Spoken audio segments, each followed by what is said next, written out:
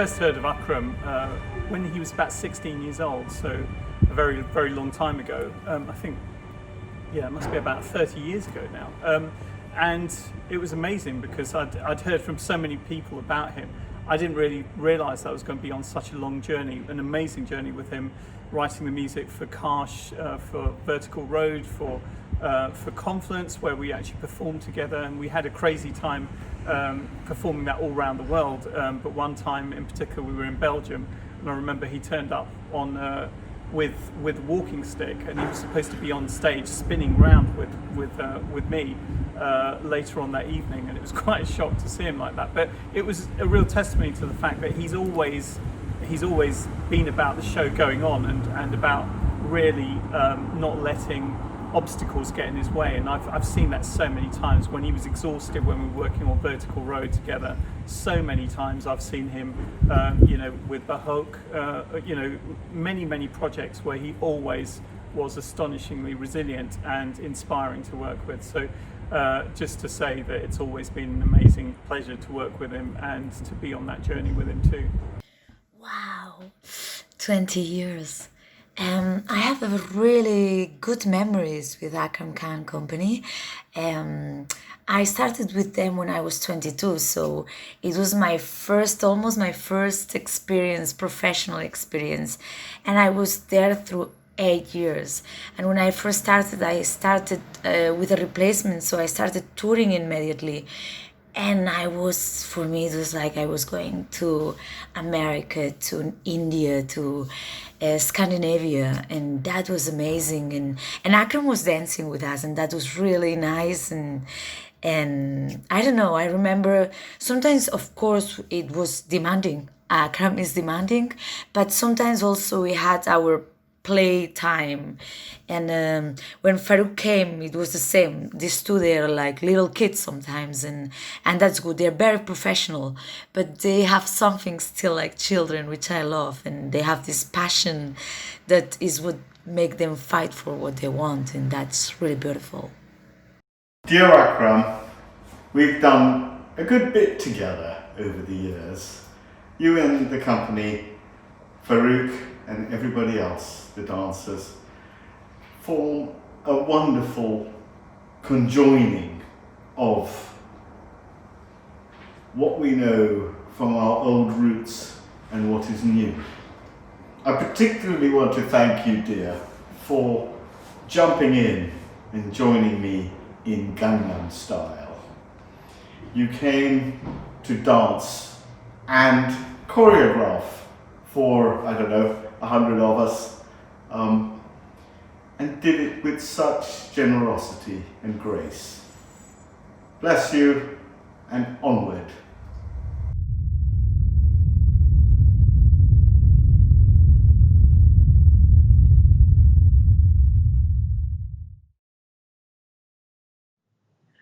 Hey everyone, so I'm so thrilled to have with us three dancers who have been so important to the company, who Akram and Farouk have held so closely to their hearts because they really embody the beginnings of the company, and they embody the starting point by which AKC could really create a sense of where the artistic journey was going to drive from. I'm so happy to introduce Moya Michael, Chanel Winlock-Paleman, and Gregory Makoma. Thank you so much, guys, for being here with us today. And I wanted to start off really asking each of you individually, starting with Moya, actually, and then Chanel and Gregory, if you can tell us or tell me the first time that you met Akram, actually, and what that impression was. Moya? I met Akram in 2000. I was a student at Barts here in Brussels. I was in my third year, and Akram was part of what was called the X group because Brussels was the cultural capital of Europe that year. So, and Teresa, who is the artistic director of the company, Rosas, and it's also her school. She was commissioned to, sort of make work, and she had invited 25 young dancers to the school, but it was sort of a separate program, and Akram was part of that. And she had commissioned 5 of those 25 to make work for the thing that she was doing. And Akram made Rush, and that's where we met. I was part of that piece. He came across as quite shy in the beginning, and yeah, he had little bell-bottom pants and hair. And I think, like, yeah, we connected, became very close, and then voila, it just took off from there. So I met Akram. Moya, you just have to remind me of this, because I think he was with you in Joburg. Am I right? Yeah, we went to When you perform guys, Johannesburg, Rush, yeah. yeah, and you did Rush, né? You did Rush. So that was the first time I met Akram through Moya, because I knew Moya from before, because we've been dancing together forever in Joburg. Prior to that, since we were teenagers, we were dancing together, and I went to watch the show, and I was completely blown away by the piece itself, which was Rush. And I think that was kind of my first wow piece that I've seen, that had so much adrenaline and just made you want to sit on the edge of your seat. At the foyer of South Bank. Actually, we just performed Southern Comfort, myself and Chanel, and Akram came to see the work, and we started these conversations about really, shifted from the aesthetics of works and moved on to the politics, and then eventually moved on to the interest of Chanel, which developed into conversation about, we need to collaborate, we need to work together at some point. I would love to work with you guys.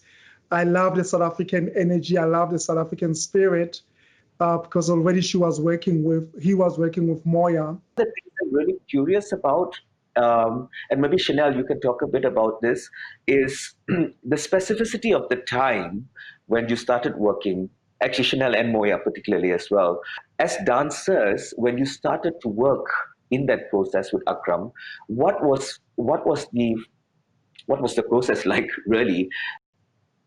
Well, I think, if I can just think about the very first piece, which was Rush. I was coming from parts where there was a very specific training, in relation to postmodern dance, release work, all of these things. Yes. And of course, Akram had his training, in Kathak, obviously, and in Leeds. So for me, what was very interesting was starting to learn the basics of Kathak.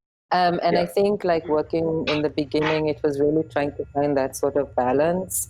I remember trying to figure out how to go from all of these sort of upward movements and jumps in Kathak to really trying to get as quick as possible to the floor. And Akram was very there were these signature moves, the quick turns and then rolling to the floor and stuff like that, which was quite difficult. Was really good at that. It was quite difficult to do. But then after a while, it just sort of was a lot of the sort of, this attack and this precision and the speed, it sort of became really integrated.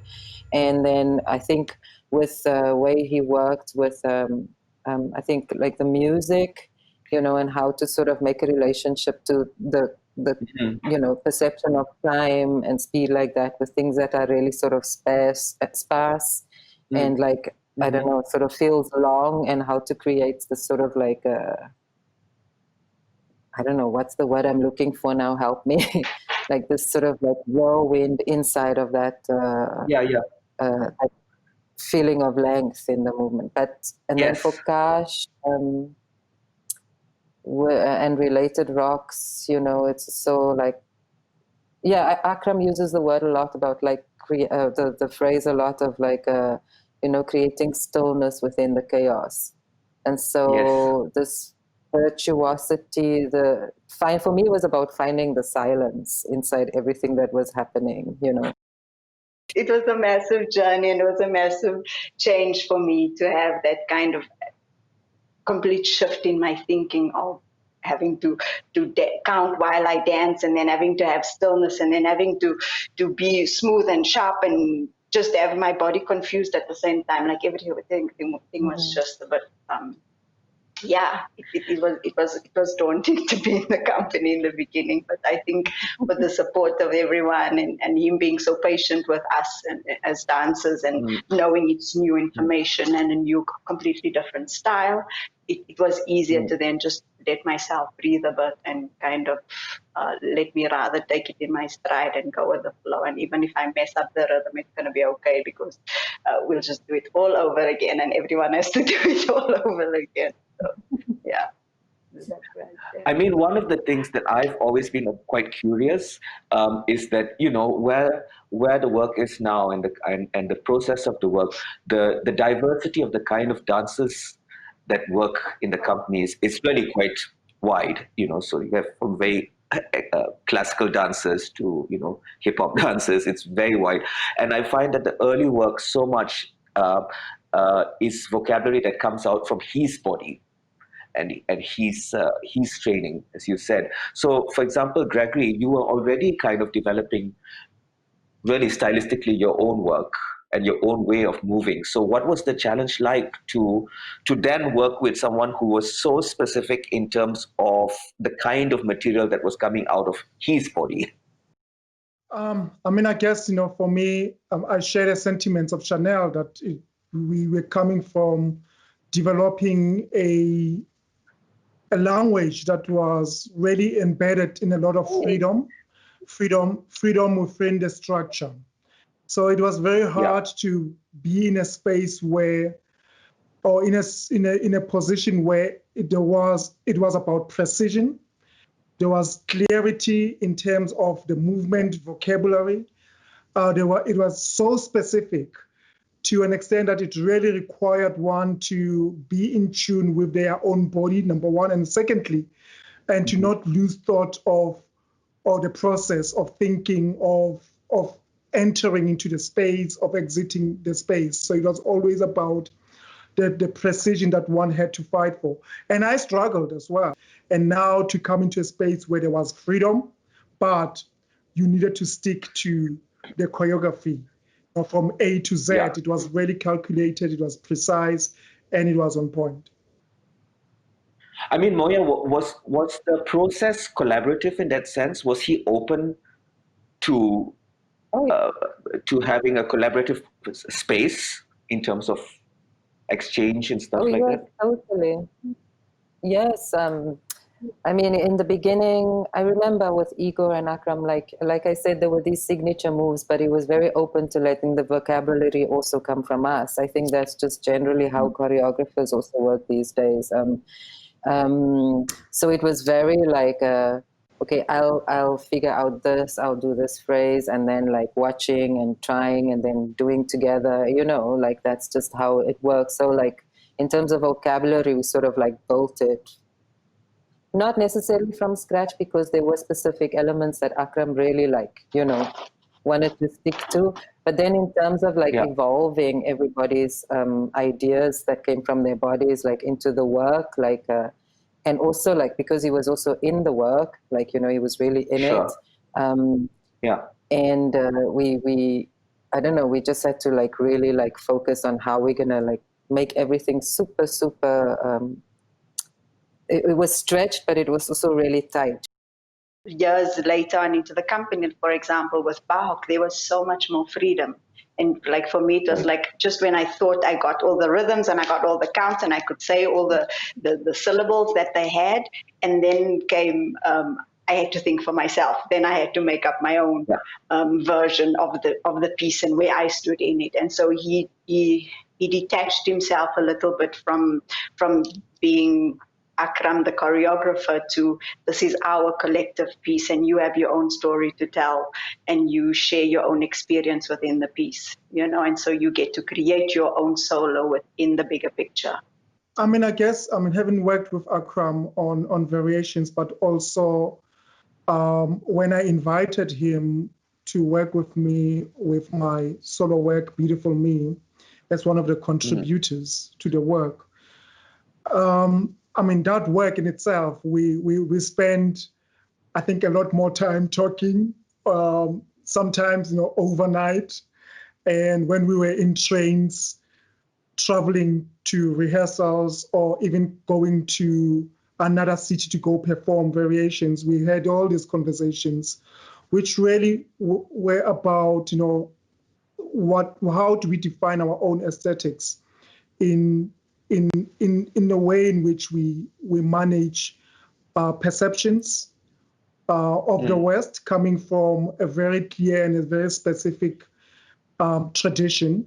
How do we manage the perception out there? And that I found that he was very clear in terms of how his tradition in the form of Katak was not just a vehicle to create material, but it was something that was his life. This is what he knows. This is where he comes from.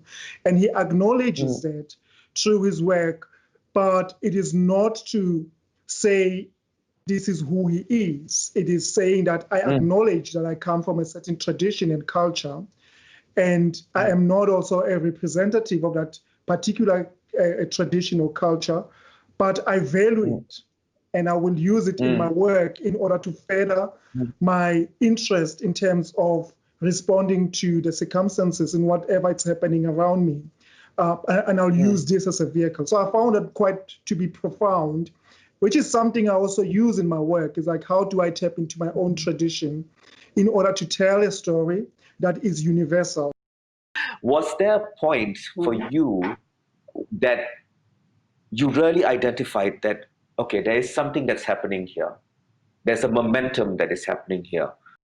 For me, when I met Akram and Farouk, they had this connection, and they had this relationship that was just, for me, it was solid from the beginning, and they both knew what they wanted out of it, and it was to grow the company into something much bigger than they probably even imagined it to be. And so I always felt like they had each other's backs, and they knew what they wanted to do and where they wanted to go. Farouk was, for me, very instrumental in that, because he was the driving force. He was the one that got the money. He was the one that got the venues and the people, and he connected Akram to a lot of different people to make things happen. And so, but at the same time, I think they were speaking constantly. So they were on the phone probably more than anyone that I know of that could ever be on the phone together, and have that kind of relationship. And so they were real. They were brothers in every aspect of the word. And so I felt like it almost felt safe enough for me not to question where the company was going. And the only thing I needed to make sure was that I fit into that, and I know my role in it, and I give my all to the company when they need me. And it's the work ethic that was allowing us, even as a small team, because there were only 3 of us on stage, myself, Akram, and Yongjin, to feel that we were not alone, even in the process of trying to find the path, in trying to find and understanding where is the work going. We felt that we were taken care of by people who were supporting the support structure. Farouk, Chanel was there as well as a rehearsal director. So all that support structure really made it easier for us to be able to, to understand and to convince ourselves that this work is something that I need to be part of. Even when there were, things that perhaps we questioned, or I questioned in particular, but those were discussed. They were brought up into the table, and we had these discussions, and we talked. I mean, for us to even to be daring to open up a piece with a text, and to break all kinds of structures, norms, in a theater with an orchestra in front of you, and you come in and you do a text in front of an audience before you even start the show, was about really, we took those chances because we knew there was support that we had. So yeah, really, I say, the conviction comes also from the leadership that is is the company, people who are leading, the choreographer, the management team, that makes the dancers to want to be there, to stay there. I mean, it doesn't matter how brilliant you are as a choreographer in terms of the work that you're making, but if you don't have empathy and sympathy towards the dancers, then chances are, not so many will want to work with you. This is the time for me to really say from all of us our deepest gratitude and love and thanks for all the work that you've done. Thank you so much.